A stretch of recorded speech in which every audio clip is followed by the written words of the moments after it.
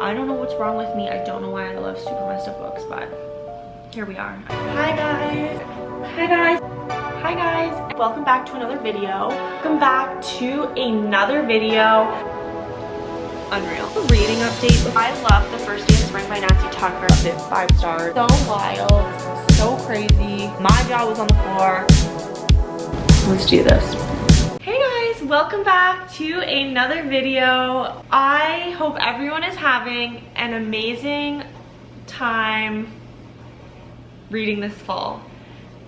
Every season I feel like is like the perfect time to be reading. Like fall, you want to sit down in your cozies and read a thriller or a fall read, like something that just feels right for fall, something a little spooky, something dark, something thrilling. Hang on, what do people read in the spring? Oh my gosh. Okay, so I'm distracted because I actually have something to show you guys. Oh my gosh, okay. What are you guys doing? I got a kitten, aka Louis got a brother, and they're still getting used to one another, as you can see. This is Wally. He is the newest addition to mine and Louis' little fam.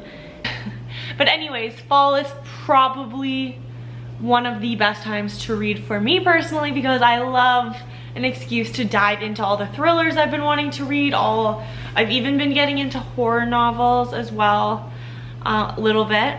Sometimes it's still like a little bit scary for me, but anyways, so my current read, actually a perfect read for fall. I could hype it up right now and I'm not even done. I'm like 36% in, but I'm currently reading The Quiet Tenant, and I was hooked right away because with thrillers, I've been really thinking about the different tropes, and I love a kidnapping trope because of just having a major fear of it when I was a child. Like that was like one of the biggest fears I had. I like had separation anxiety from my mom because I thought I'd get kidnapped if she wasn't with me at all times.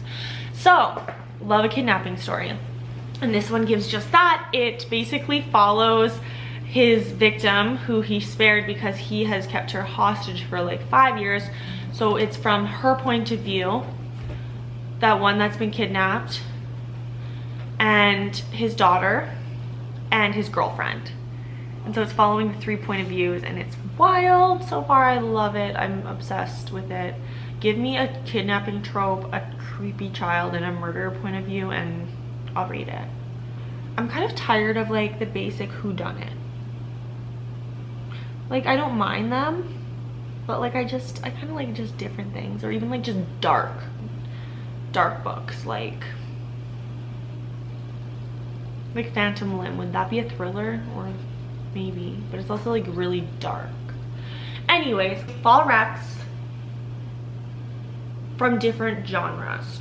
So let's get into it. My first fall rec is a drama. It would be Normal People by Sally Rooney. To me, just like thinking about them going into school, like I feel like each era of their, like from their childhood to their adolescence is them like entering school. Like I think of that. I don't know, I feel fall vibes when I think of Normal People. Like I just want to curl with a cup of tea on my couch in my sweatpants reading this book. So basically it follows a boy and a girl from their childhood to their adolescence and their relationship that is kind of on and off. It's almost like a will they won't they end up together. I was super satisfied with the ending. Sometimes I felt like super anxious throughout this book about like what was going to happen, because I did have an idea in my mind of what I wanted to happen, and I was completely 1000% satisfied with the ending.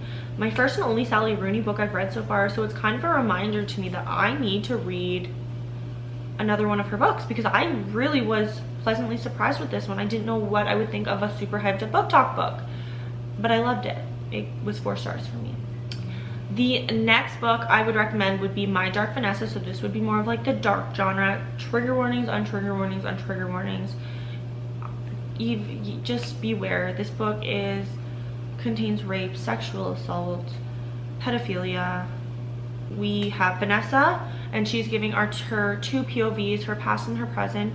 The past is in 2000, she is 15 years old, and in the present it is 2017 and she is an adult. We hear about her at 15 years old starting a relationship with her 42-year-old teacher, her English teacher, and she's just 15 years old at the time.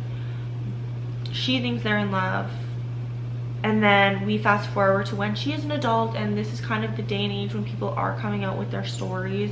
It's in like the Me Too movement kind of era or time that we actually had in real life, and she's kind of understanding that what she had wasn't love, and it was actually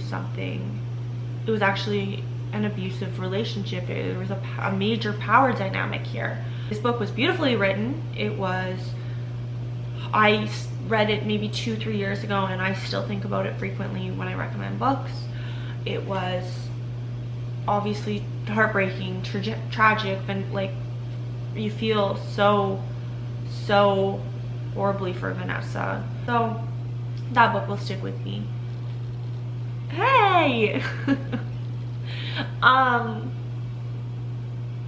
Okay, the third book I'd recommend, the third book I'd recommend that's perfect for fall. I read this last fall. I'm pretty sure it was last fall. The Things We Leave Unfinished by Rebecca Yarros. If you've heard of Rebecca Yarros, it's most likely from Fourth Wing, or you've read this book, because I had seen this book. It was super hyped up on Book Talk. Yeah, that's where I had first seen it. And it is historical fiction / romance. This was a 5-star read for me. And so basically it is about there's two perspectives here. In the present time, we have a woman. Her grandmother had passed away. She is left with her unfinished novel, which turns out to be a true story from her younger years during the war, and someone needs to finish this novel. It's unpublished, there's no ending, but again, the ending, we don't really know the ending, so it has to be written by someone, even though she has like letters and I think notes on it.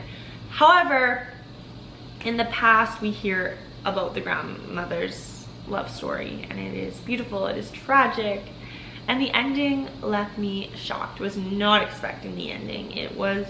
I cried. It was a beautiful, beautiful read. Highly recommend. 5 stars.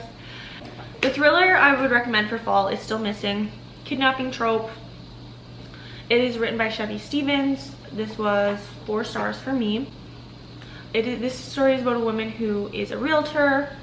She is showing a house one day, and just near the end of her day, she's about to close up for the day. A truck pulls up and she is taken. She is abducted. So she recounts the story of her year abducted to her psychiatrist, which is like she's talking to the reader. It's like we're the ones listening to her story, but she's recounting this to her psychologist, and she kind of talks about what is currently happening, and she kind of recounts post being abducted what life is like. I love this book so much. Again, love a kidnapping trope. I don't know what's wrong with me. I don't know why I love super messed up books, but here we are. I'm obsessed. Those are the 4 books I would recommend reading this fall, all from different genres, all really amazing books, 4 or 5 stars. Fall is just such a great time to read. Like the air just has a nice crisp chill to it. You want the warm drinks, you want to curl up with a good book. So if you haven't read one of these books, I highly recommend you do if you're looking for a fall read. And let me know in the comments what you think of them, or if you've read them, what were your thoughts. If you have any other suggestions on books to read in the fall, comment them. Subscribe, like, friend to a friend. You can also follow me on Book Talk at Pages of Books, on Booksta at Pages of Books, and Goodreads. It's all in the link, my link tree. You can go find me everywhere. I also have a link to a neck reading light. Has changed my life with physical books, because if you know me, I'm obsessed with my Kindle.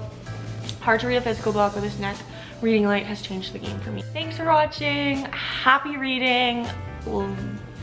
Let me know what you're reading. Bye guys.